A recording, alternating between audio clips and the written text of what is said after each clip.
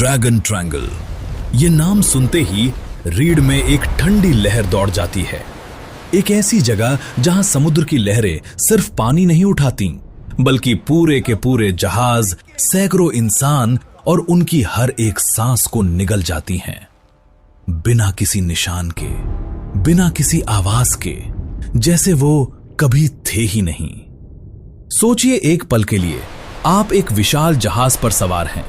चारों तरफ नीला पानी है, आसमान साफ है, हवा शांत है। अचानक आपका कंपास पागलों की तरह घूमने लगता है।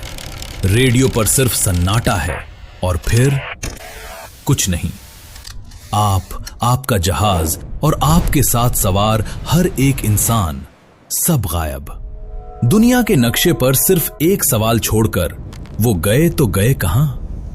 यही सवाल पिछले सैकड़ों सालों से दुनिया के सबसे बड़े वैज्ञानिक, सबसे अनुभवी नाविक और सबसे साहसी खोजकर्ता पूछते आ रहे हैं, और आज तक किसी के पास इसका जवाब नहीं है।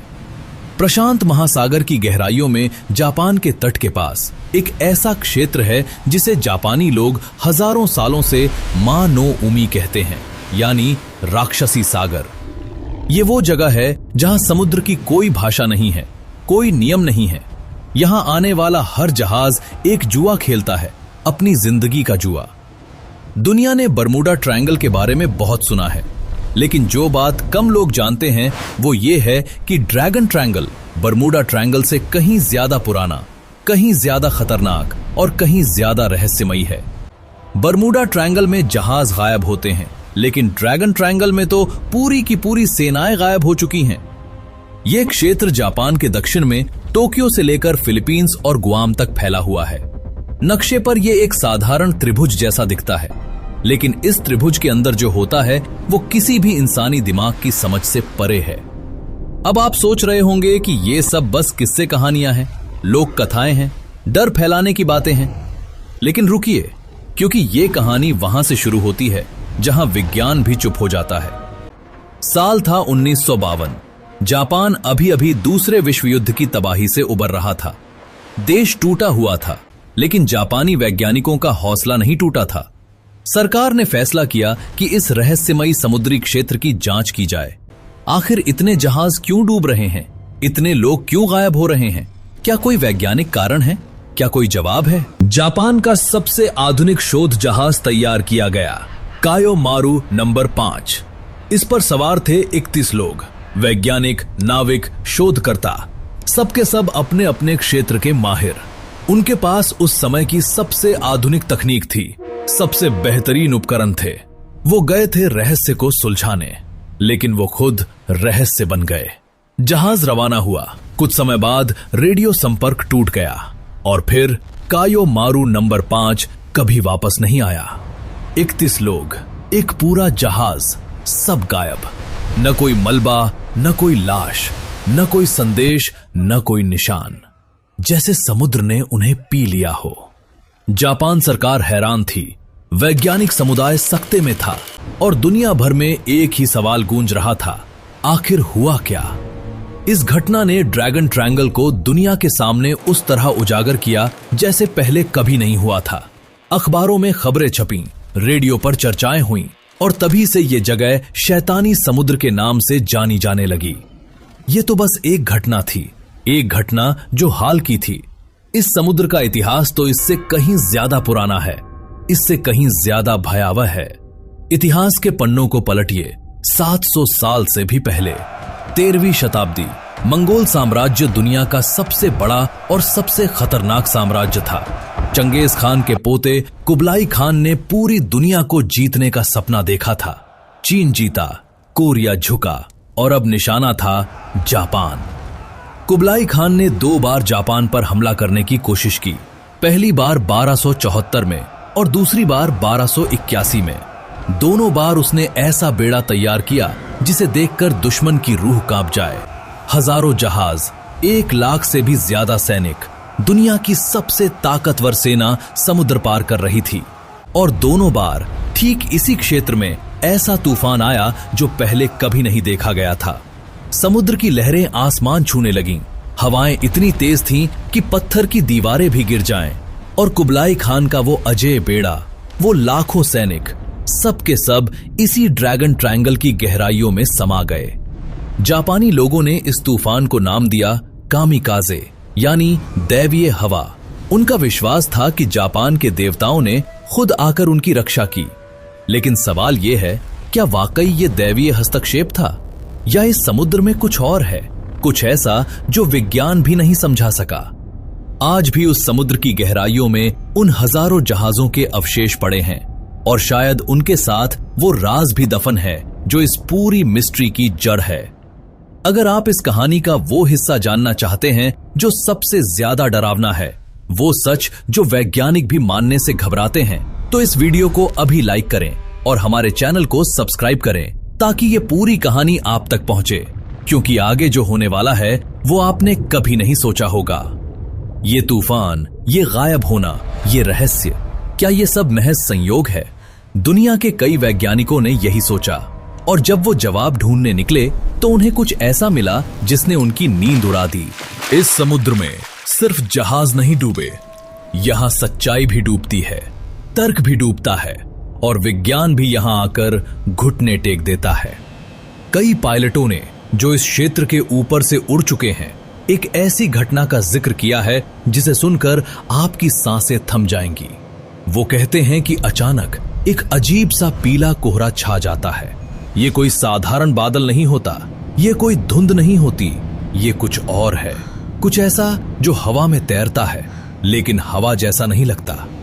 जैसे ही विमान उस कोहरे में घुसता है, सब कुछ बंद हो जाता है, कंपस रुक जाता है, रेडियो खामोश हो जाता है, जीपीएस काम करना बंद कर देता है, और सबसे डरावनी बात, पायलट को लगता है कि समय थम गया है।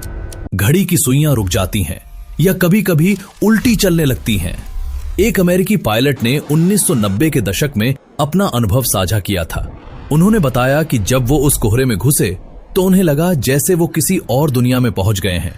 सब कुछ धीमा हो गया, आवाजें बंद हो गईं, और जब वो उस कोहरे से बाहर निकले तो उनकी घड़ी में 5 मिनट कम थे, 5 मिनट जो उनकी जिंदगी से गायब हो गए थे।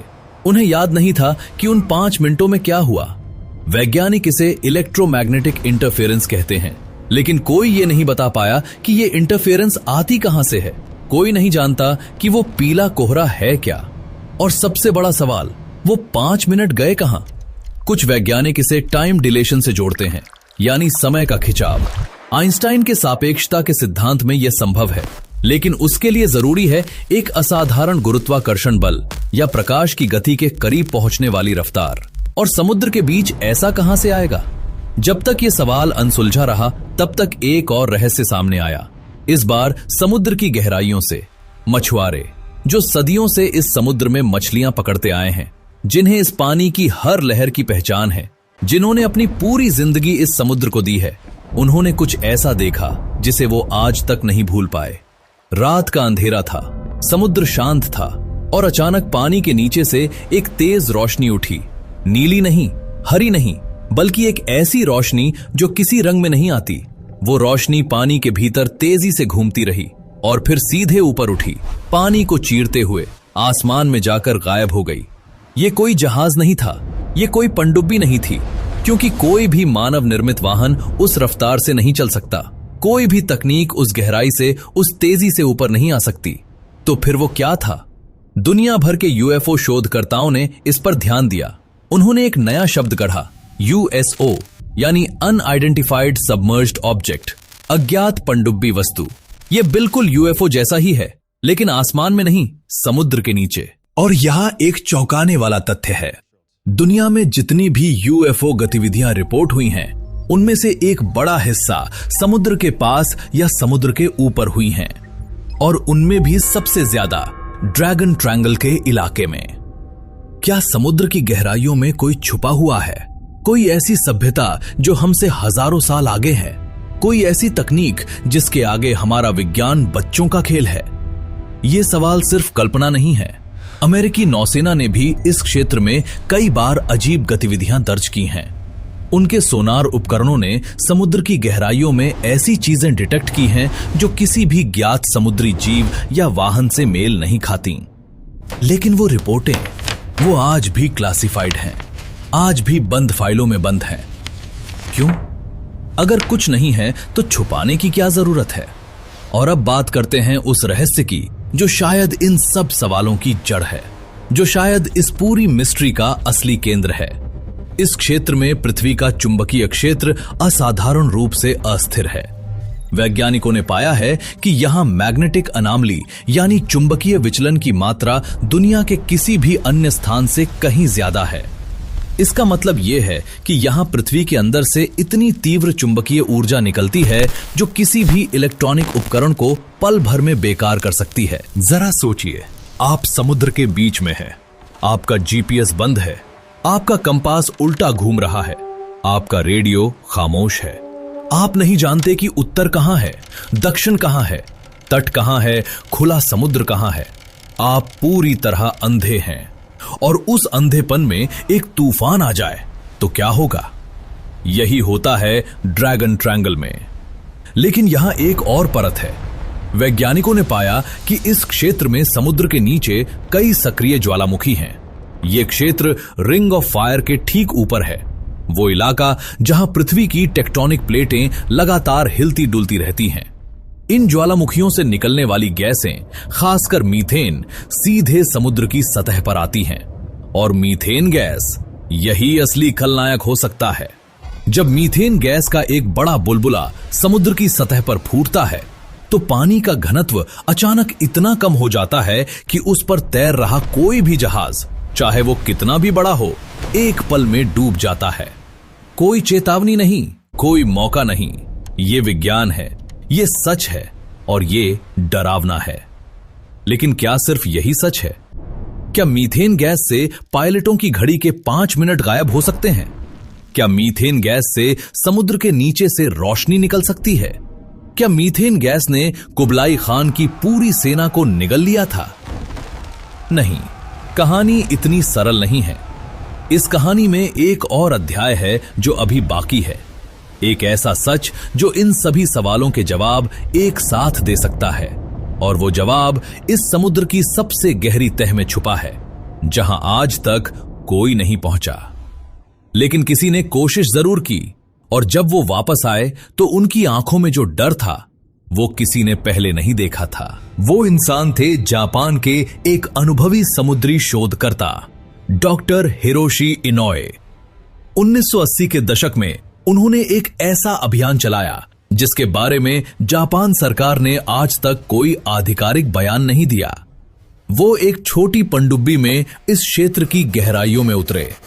उनका मकसद था समुद्र की तलहटी का नक्शा बनाना, ये पता लगाना कि आखिर इस जगह में ऐसा क्या है जो इसे बाकी सारे समुद्रों से अलग बनाता है।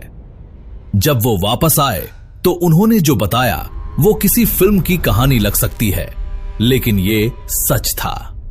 समुद्र की तलहटी में उन्हें मिली विशाल संरचनाएं, पत्थर की दीवारें, सीढ़ियां, एक के बाद एक कमरों जैसी आकृतियां, जैसे कोई शहर हो, कोई सभ्यता हो, लेकिन समुद्र के हजारों फीट नीचे। ये कोई प्राकृतिक चट्टान नहीं थी, ये किसी इंसानी हाथ की बनाई हुई संरचना लग रही थी, किसी ऐसे इंसान के हाथ की जो शायद इंसान नहीं था। इसे आप सुनकर चौंके होंगे, लेकिन यह पहली बार नहीं था जब ड्रैगन ट्रायंगल के पास ऐसी संरचनाएं मिली हों। जापान के योनागुनी द्वीप के पास 1986 में एक गोताखोर को समुद्र के नीचे एक विशाल पत्थर का स्मारक मिला था। सीढ़ियां, दीवारें, मेहराब, सब कुछ इस तरह बना हुआ जैसे किसी ने जानबूझकर बनाया हो। वैज्ञानिकों ने जब उस पत्थर की उम्र मापी तो वो कम से कम 10,000 साल पुराना निकला। 10,000 साल। उस समय जब इतिहास की किताबें कहती हैं कि इंसान बस गुफाओं में रहता था, उस समय जब कथित तौर पर कोई सभ्यता नहीं थी, उस समय किसी ने इस समुद्र की गहराइयों में एक शहर बनाया था। और अब सोचिए, अगर वो शहर आज भी वहां है, अगर उसमें आज भी कोई रहता है, अगर वो यूएसओ जो मछुआरों ने देखे वो उसी शहर से निकलते हैं, अगर वो चुंबकीय विचलन, वो इलेक्ट्रॉनिक फॉग, वो सब उसी शहर की तकनीक का नतीजा है जो हमसे हजारों साल आगे है, तो फिर वो जहाज कहां गए? वो 31 वैज्ञानिक कहां गए? शायद वो डूबे नहीं, शायद उन्हें ले जाया गया। ये सुनने में जितना अजीब लगता है उतना ही डरावना भी है, क्योंकि अगर ये सच है तो इसका मतलब है कि इस धरती पर हम अकेले नहीं हैं और जो हमारे साथ हैं वो हमसे बहुत आगे हैं और वो चाहते हैं कि हम उनके राज को न जानें। इसीलिए शायद जो भी वहां जाता है वापस नहीं आता। और अब उस सवाल का जवाब जो इस पूरी कहानी की जड़ है, क्या ड्रैगन ट्रायंगल सच में इतना खतरनाक है? क्या सच में यहां कुछ अलौकिक है? विज्ञान के पास आज कुछ जवाब हैं। ये क्षेत्र रिंग ऑफ फायर पर बैठा है, जहां ज्वालामुखीय गतिविधि, मीथेन गैस के बुलबुले, असामान्य चुंबकीय क्षेत्र और अचानक आने वाले तूफान, ये सब मिलकर एक ऐसा खतरनाक मिश्रण बनाते हैं जो किसी भी जहाज को पल भर में तबाह कर सकता है। ये हकीकत है, ये साबित है। लेकिन विज्ञान ये नहीं बता पाया कि पायलटों के वो 5 मिनट कहां गए। विज्ञान ये नहीं बता पाया कि समुद्र के नीचे से वो रोशनी कहां से आती है। विज्ञान ये नहीं बता पाया कि योनागुनी की वो संरचनाएं किसने बनाई। और विज्ञान ये भी नहीं बता पाया कि कायो मारू नंबर 5 का एक भी टुकड़ा आज तक क्यों नहीं मिला। कुछ सवालों के जवाब विज्ञान के पास नहीं होते। कुछ रहस्य इसलिए रहस्य रहते हैं क्योंकि सच इतना बड़ा होता है कि उसे समझने की हमारी क्षमता नहीं होती। ड्रैगन ट्रायंगल उन्हीं रहस्यों में से एक है। आज भी हर साल इस क्षेत्र से गुजरने वाले जहाज अपनी रफ्तार बढ़ा लेते हैं। आज भी पायलट इस इलाके के ऊपर से उड़ते वक्त अपनी सांस रोके रखते हैं। आज भी मछुआरे रात को इस पानी में जाने से डरते हैं।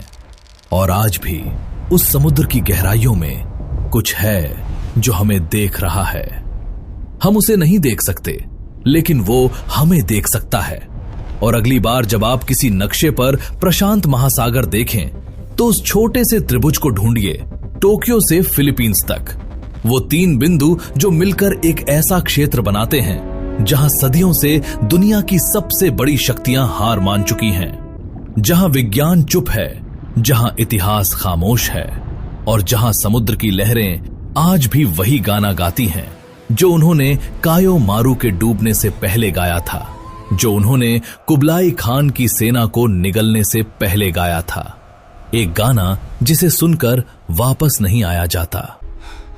अगर ये वीडियो आपको अच्छी लगी, आपके रोंगटे खड़े हुए, आपको लगा कि ये जानकारी आपके दोस्तों तक भी पहुंचनी चाहिए, तो अभी इस वीडियो को लाइक करें और हमारे चैनल को सब्सक्राइब करें, क्योंकि हम ऐसी ही सच्ची, रोमांचक और रहस्यमयी कहानियां आपके लिए लाते रहते हैं। और एक बात, हमारी अगली वीडियो में हम आपको एक ऐसी मिस्ट्री के बारे में बताने वाले हैं जो ड्रैगन ट्रायंगल से भी ज्यादा चौंकाने वाली है। एक ऐसी जगह जहां समय खुद उल्टा चलता है, जहां इंसान जाते हैं और बरसों बाद वापस आते हैं, लेकिन उनके लिए सिर्फ एक दिन गुजरा होता है। वो मिस्ट्री इतनी अजीब है, इतनी डरावनी है कि आप उसे देखे बिना नहीं रह पाएंगे। उस वीडियो को मिस मत करना। चैनल को सब्सक्राइब करके बेल आइकन दबा दीजिए ताकि जैसे ही वो वीडियो आए सबसे पहले आप तक पहुंचे। ड्रैगन ट्रायंगल का राक्षसी सागर आज भी वैसे ही लहरा रहा है, आज भी वैसे ही रहस्यमयी है और आज भी किसी न किसी जहाज का इंतजार कर रहा है।